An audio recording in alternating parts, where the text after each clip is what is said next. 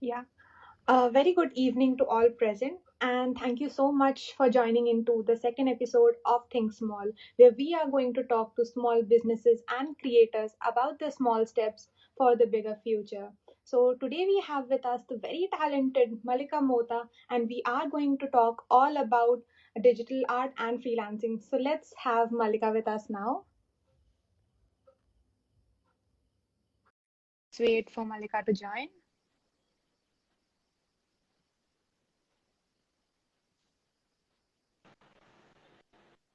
Hi. Hi, Dikshita. Hi, Mallika, how are you? Hi. Yeah, yeah. So, how are you doing? Is there a problem with the connection?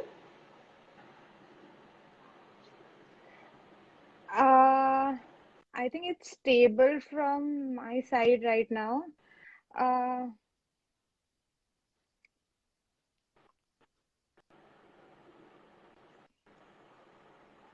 Um, with the connection. so, is there a from my side?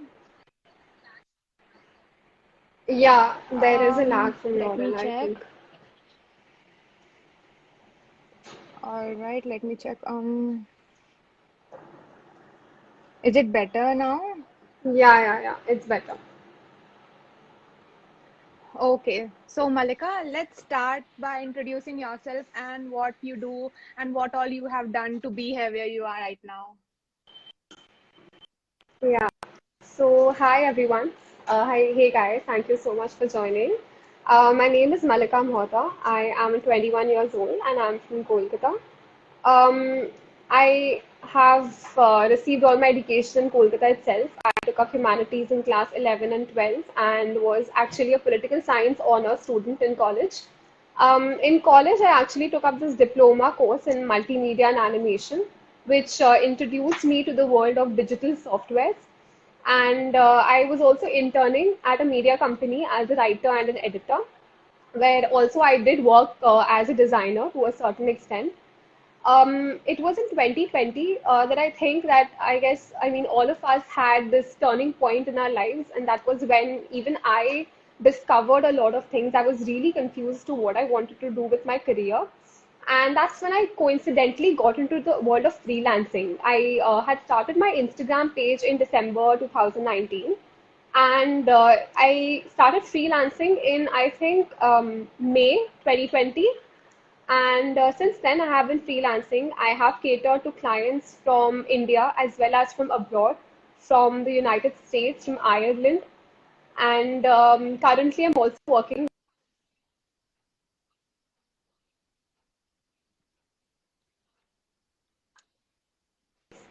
And right now, I'm just doing what I'm doing.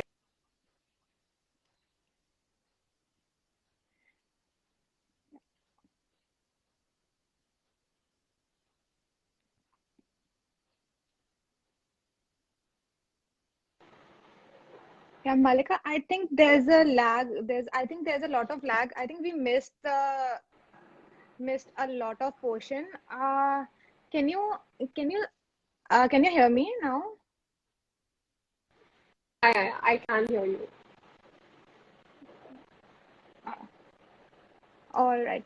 So, okay. So how did you, so usually how do you get new clients? Like when I started freelancing, I also started freelancing in content writing and digital marketing to start my career with.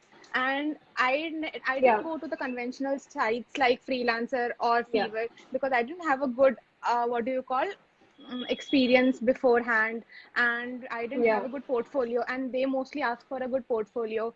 So I mostly yeah, reached out to people on LinkedIn and on Angel yeah, List. So those are some yeah, of the unconventional paths that for a freelancer to get some clients. So what are your yeah. paths mostly? And if you can share any, magic trick or anything with us of how to get the clients. Yeah, so as for me, my journey with freelancing actually began very coincidentally. I think a lot of you might remember that we had this bingo thing which was really raging back then when the lockdown had just started. And I had created a bingo template for my college, which coincidentally just went viral. So a lot of people actually discovered me from there, and people from other schools and colleges all over Calcutta and India schools. So initially, I was actually doing it for free, but then I decided that I think I should start monetizing it, and I was selling my designs for a very small amount. So that is how I actually started getting into freelancing. For me, I was actually really lucky because I did not have to take resort to websites like Freelancer and Fiverr and all. It was all through Instagram.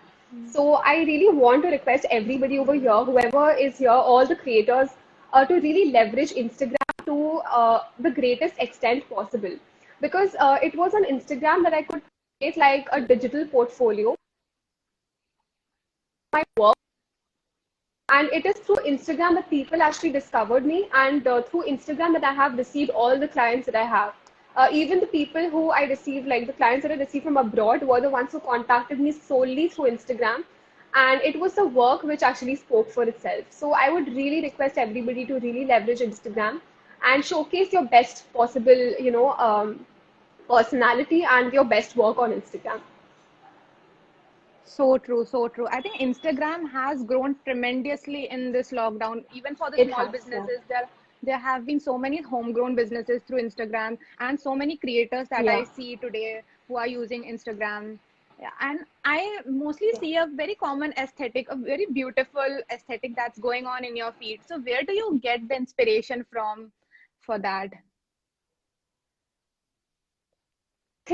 Creator important and one of the most fundamental things that comes into play is inspiration. And the Instagram algorithm, the creators, as creators, we've all complained a lot about the Instagram algorithm. But there are certain good points about the algorithm itself which enable you to find inspiration in the best possible way. So when I opened my account on Instagram, it was solely for art, right?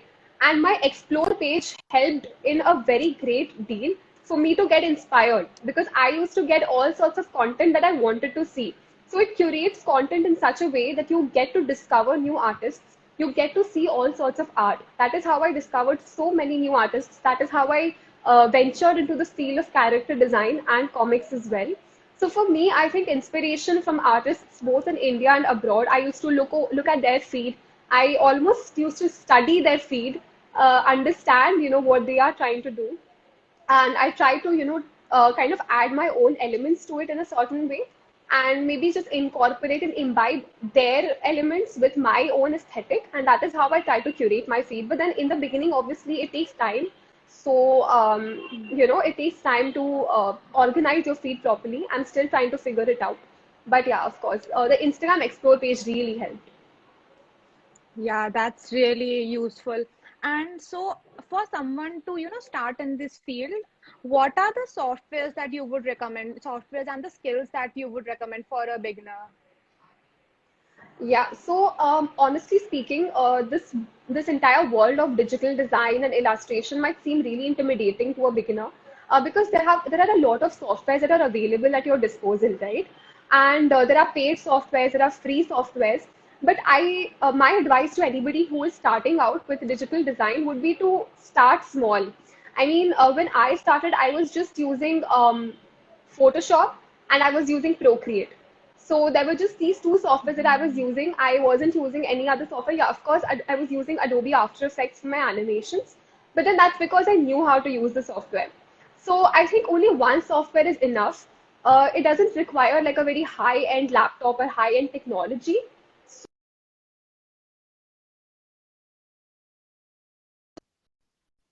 in design, all of that. So, but I would just ask people not to get very intimidated, to start with something very basic. For me, it was Photoshop and Procreate. Yeah. All right, all right.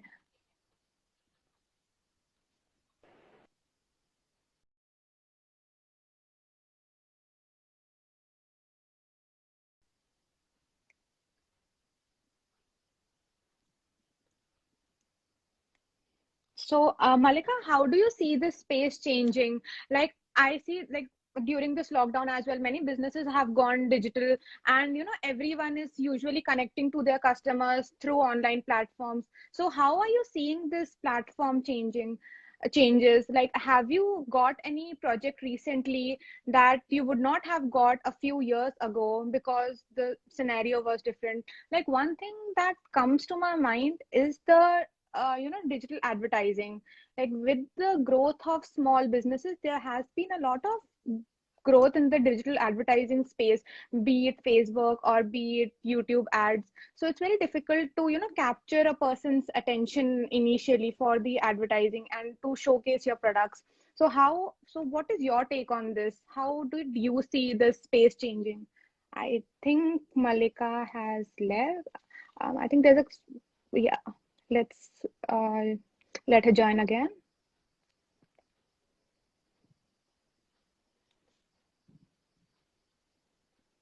Mm, I yeah, think my connection. I'm so sorry for that. I guess there is some connection yeah, issue yeah, out here yeah. No, from my end itself. I have yeah, joined. So yeah, no problem, no problem. space. I mean, yeah.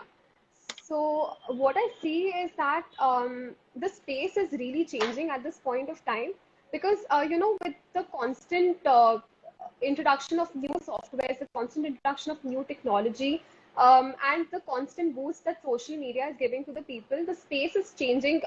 With every passing day, you have Yeah, new features exactly. coming up. You have something like Instagram Reels, which people have leveraged to a great extent. So, Yeah. what actually depends, it actually depends on the person, it depends on the creator to not get very intimidated with the kind of changes and the kind of that's here. You have to obviously, keep your pace with the constant change that is happening, and you need to just modify yourself. You need to, just adapt yourself to it. So, of course, there is a lot of scope. I feel with the constant technology improvement that's happening, there is a hell lot of scope for people to just, use it to their benefit. So, I think it is to be taken in a positive way for the most part. Yeah. Yeah, Yeah, I think, yeah, very interesting point that you stated about the reels, because yeah, yeah, reels is a great way to grow the audience. And whenever Instagram introduces a new feature, it promotes it. So we have seen reels getting promoted so much. We have seen this remixes of the reels getting promoted. Like, yeah, so many remixes are getting into the feed, everything. And something really interesting in this field that I have seen is the page by Neha Doodles. Like, she does yeah. all these viral dances through Yeah, yeah, illustration. yeah, yeah, yeah. Yeah, Yeah, that's like bringing two things together: the viral dances, the music, as well as the art that she's showcasing. I think that's yeah, the yeah. really interesting things that she Totally. has Yeah. done. Yeah, Yeah, yeah, yeah. That's very true, actually. Even, I mean, what she's doing is she's actually taking all sorts of viral content, the TikTok dances, and she's animating them. So that makes it really interesting. It's really new. So what, again, like this brings me to a very important point. You have to be unique, because with social media, it has become very easy for people to get a platform to showcase their art, to showcase yeah. themselves. And of course, I don't mean Hmm. to discourage anybody, but then again, it gets really important that you don't lose your own voice. True. Really need to discover how to establish your own personality on social media. I think that's something which is really important. So true, so true. Totally agree with you. So, coming to the last segment of this series, I really want to ask that what is that one advice that you would give yourself when you started this?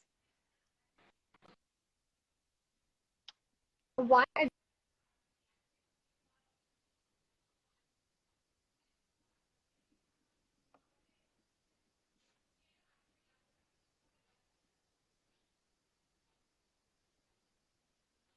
I think there is a lag in the connection.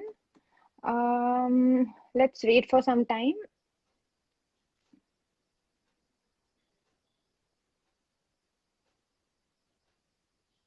Um,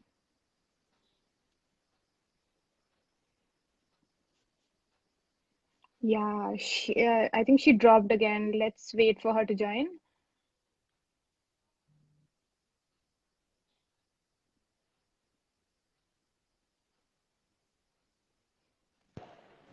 I'm so Yeah, sorry. I so don't know why. that's totally fine.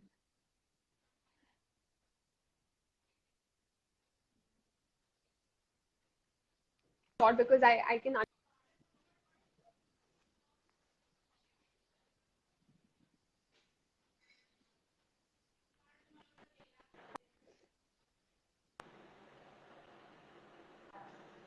Hello. Malika, I think there's a still lag in the connection. Yeah, it's better now. It's better. It's much better Yeah. now. Yeah, Yeah, I'm so sorry. Actually, I it's don't know why there's an issue with the no problem. connection. So I was just saying that could we like No just make problem. this the last question or just maybe like continue with this some other day? Like, can we just make this the last question for the Yeah, day?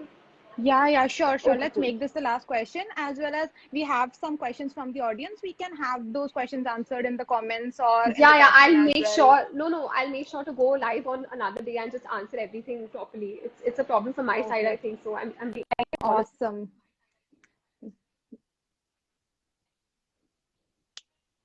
No problem. No problem. No problem.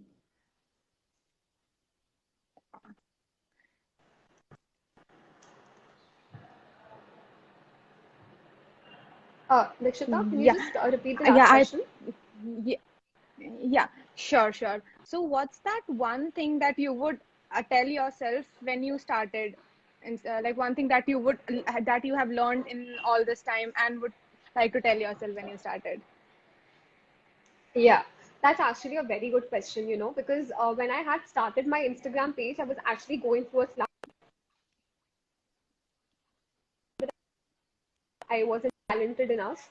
So, but yet I think the one advice that I would really like to give to everybody who is watching this, whoever has an Instagram page, whoever wants to start an Instagram page, is to just start. Honestly, there are times where I have double questioned myself. I have doubted myself. I have felt as if people may judge me, people may not like my work. But unless and until you don't try, you don't get out there, you're not really going to do anything, right? Ultimately it's just about starting, and once you start, you just need to give yourself that push. You need to find that encouragement from within. There aren't going to be people initially around you except maybe a couple Mhm. of your friends who will be boosting your confidence maybe or encouraging you. Of course there'll be people who are close to you who will be doing Mhm. that, but it is only slowly through your own something that you can actually build that community step by step. So the first Yeah, advice is yeah, to just start. And the second thing that I would really like to, maybe I would have like told myself had I gone back in time, is to just wait. I mean, just be patient because social media growth is not easy. yeah. There are times where we all feel very, I don't know, very underconfident. Maybe like the reach is not much. The algorithm has its own features, and there's always a thing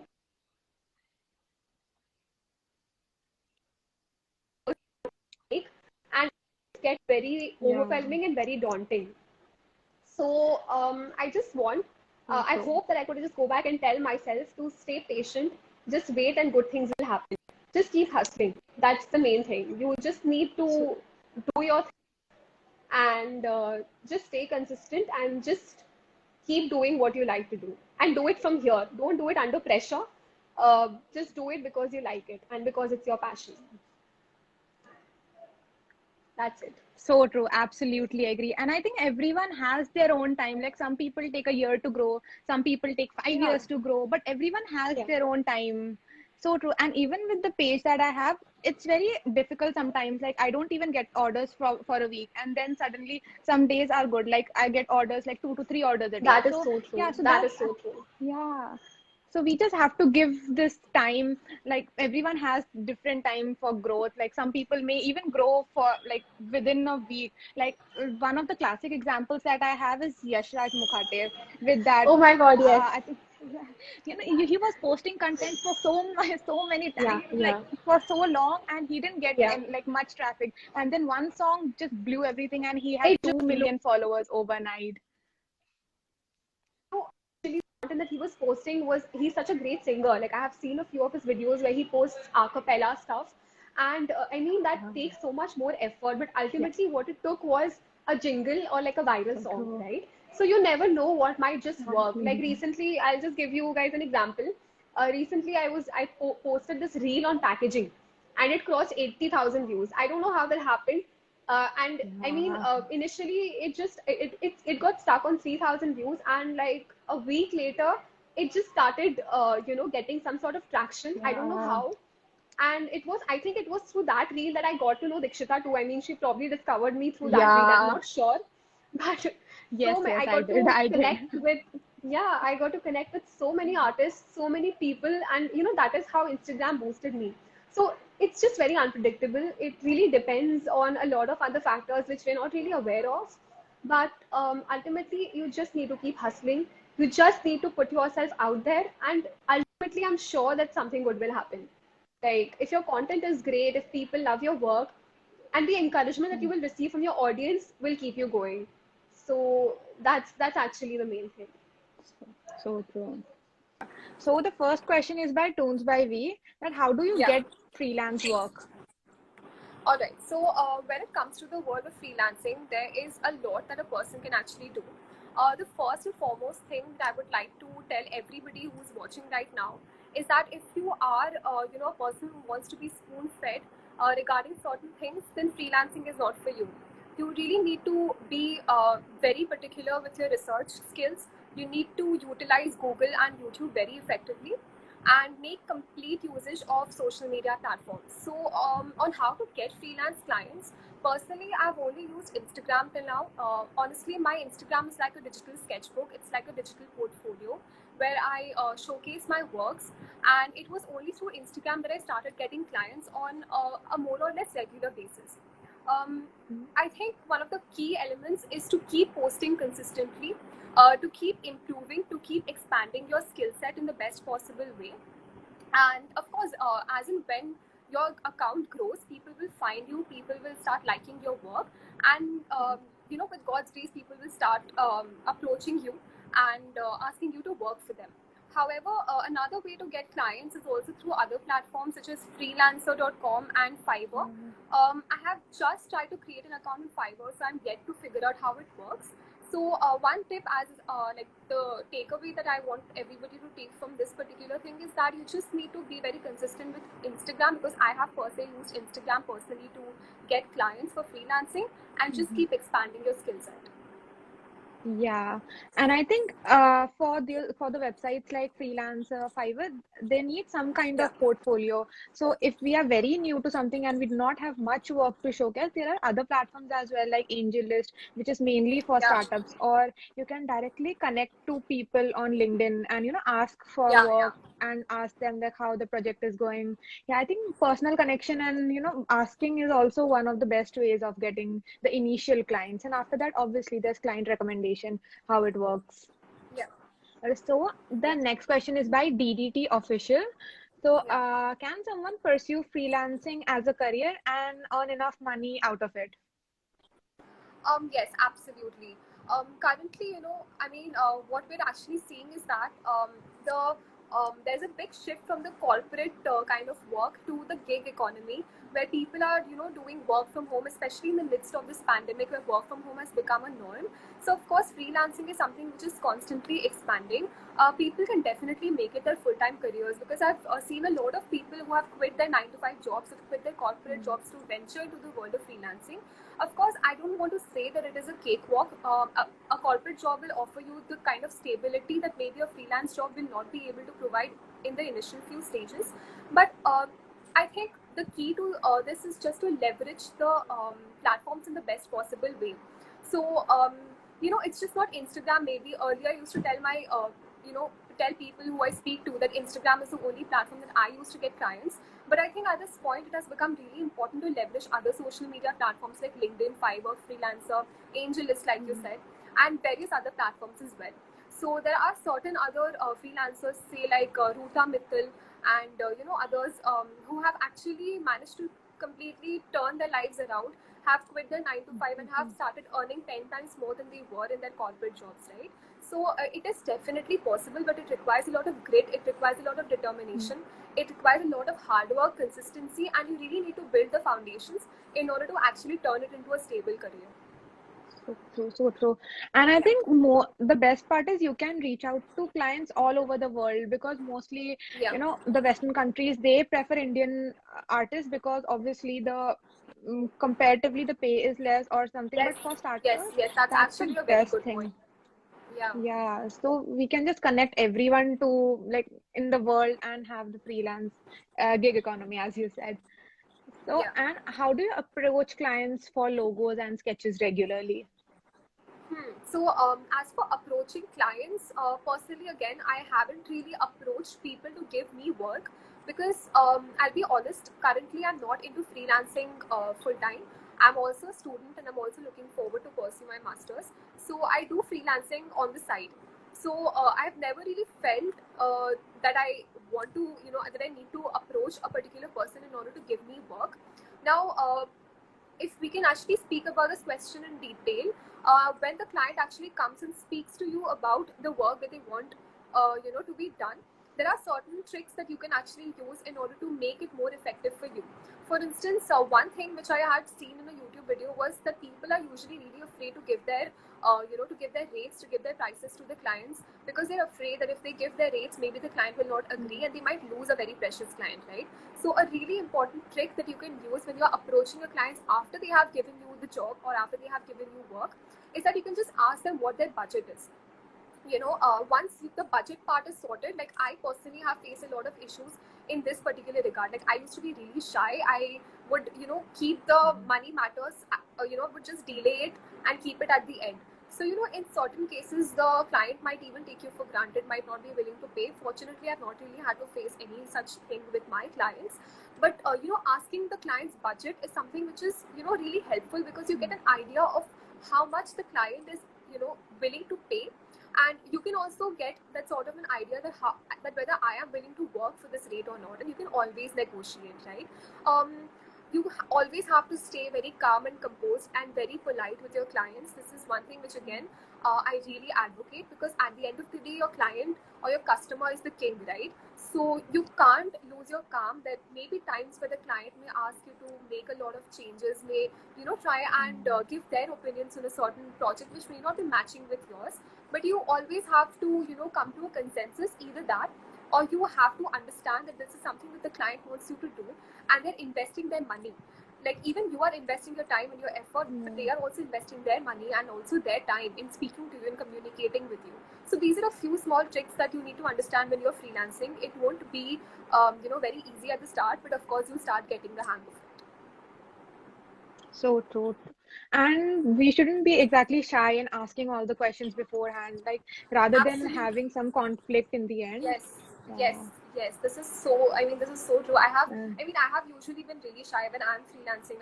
I'm really, yeah. I'm a meek person, I think. So when I speak to my clients, I like I said, I really avoid talking about the money. I just take the work, and sometimes it might be an issue, right? So we just need to Yeah. sort out all the terms and conditions before you actually delve into the work.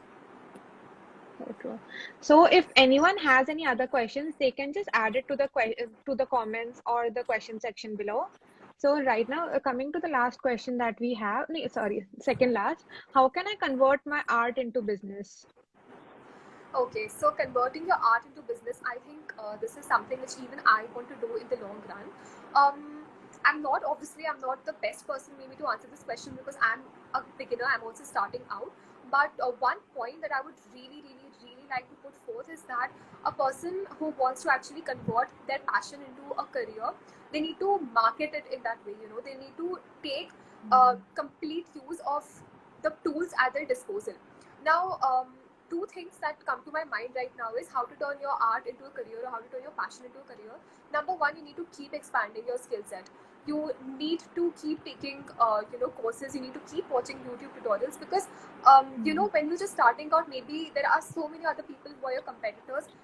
You may not be as good as them, but you need to keep aspiring to get better at what you do.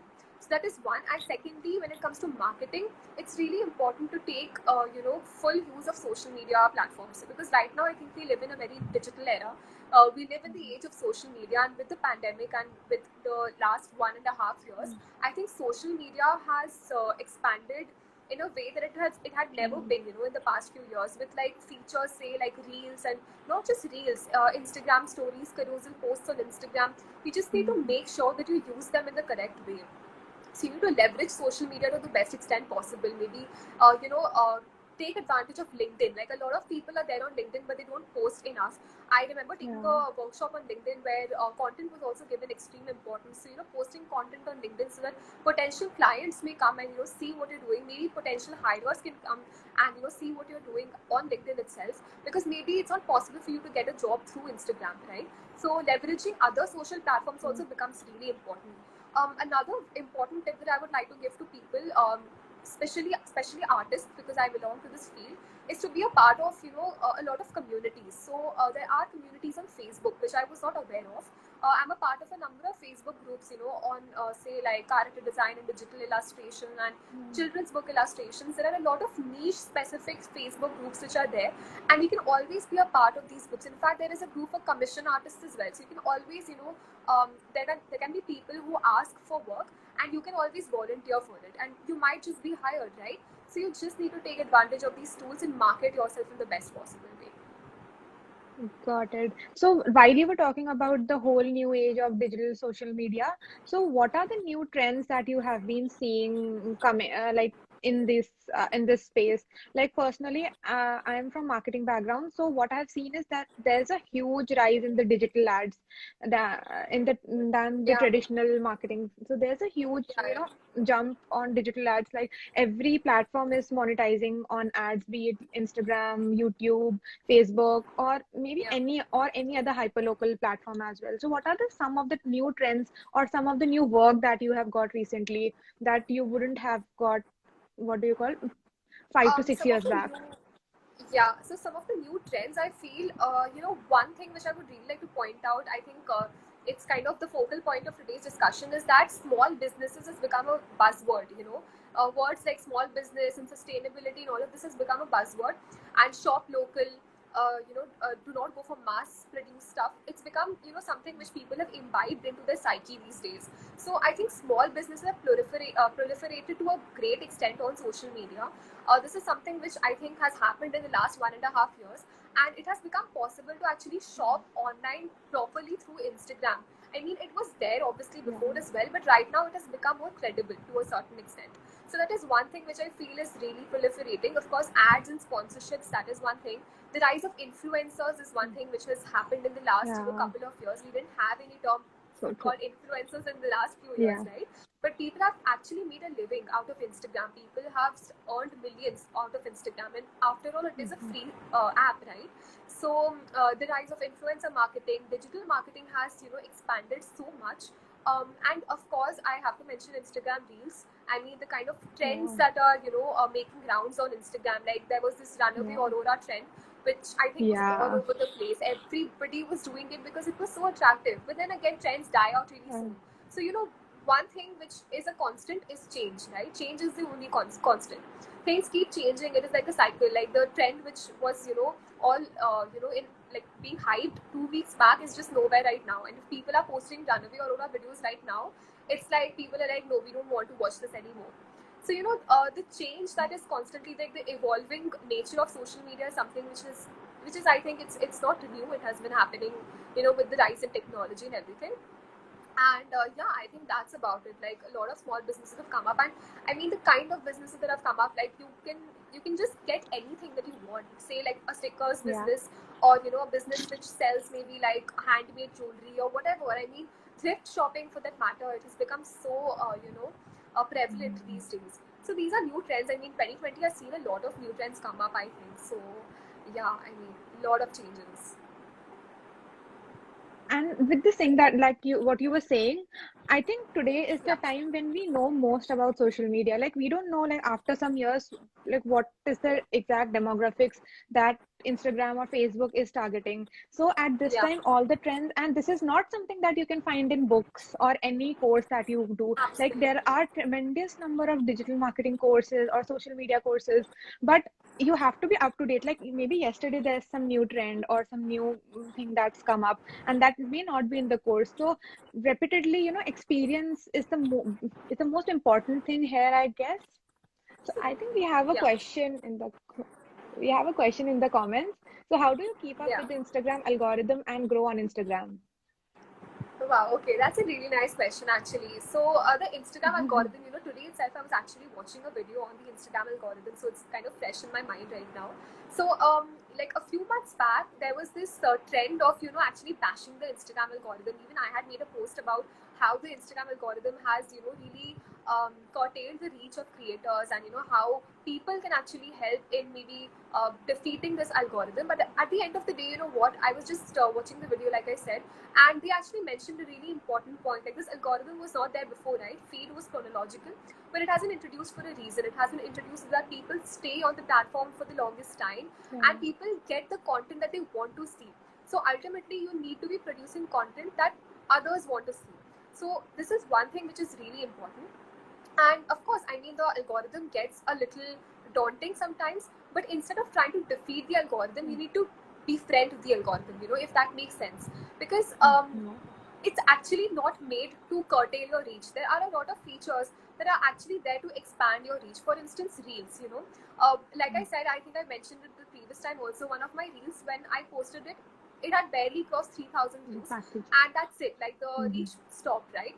And just a week later, it kind of got boosted out of nowhere, and it reached 80,000 views. And I mean, that just happened very suddenly. That happened. I don't know why that happened. But see, that is the thing. Like, certain things are really unpredictable about the algorithm. There is a lot that we can figure out. But there are a lot of videos on YouTube which explain this algorithm in a very nice way. So instead of trying to fight the algorithm, you just need to understand how it works and just maybe align yourself to it. But at the same time, I really want to mention this to everyone who has a page on Instagram and who is pressurized with the algorithm. Just post it because you like it. Don't, it's your passion at the end of the day, right? Don't make it a punishment. So just be passionate about it, try and be consistent, but don't pressurize yourself. So, and of course, I mean, if you keep pressurizing yourself, that will reflect on the kind of content that you create too. It might just seem forced, and at the end of the day, you'll just be back to square one. So a lot of YouTube videos, I would really suggest people to watch YouTube videos on the algorithm. The algorithm has been explained really nicely. I don't want to get into that right now because the video will get elongated. But just try to befriend it and try to align yourself with the algorithm. That's what I would say. Absolutely, absolutely. I agree with you. So we have another question from Hardik. Yeah. So what's your take on NFTs? Do you think it's a great push for art and artists? So this is for a long time I Can you wanted to read repeat about it? NFTs. It's been everywhere on Instagram. Okay. So can you hear me now? Yeah, yeah. So what's your take on NFTs? Do you think it is a great push for art and artists? So I have been seeing this NFT thing around Instagram a lot, and I wanted to read about this, but I didn't have time exactly to read about it. So do you have any idea on what it is? I am afraid I'm not aware of what this term actually means. So if you could just like tell me what this.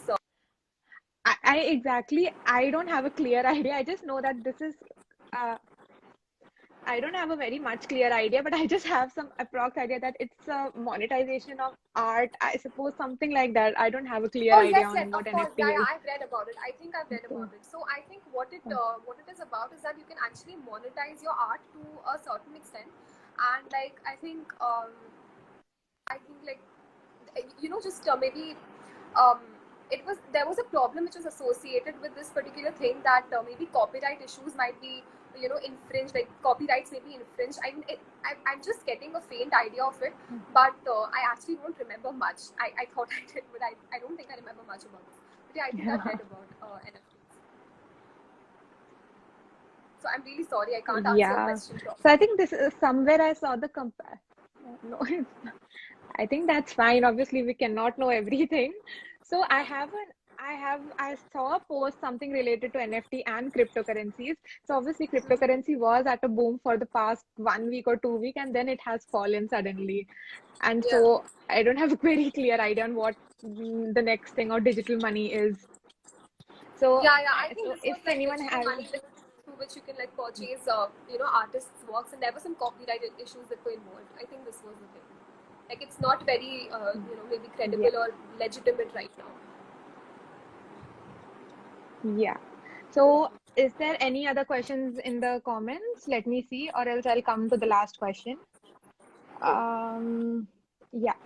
So coming to the last question, how do you keep creating art in the midst of everything that's happening around the world?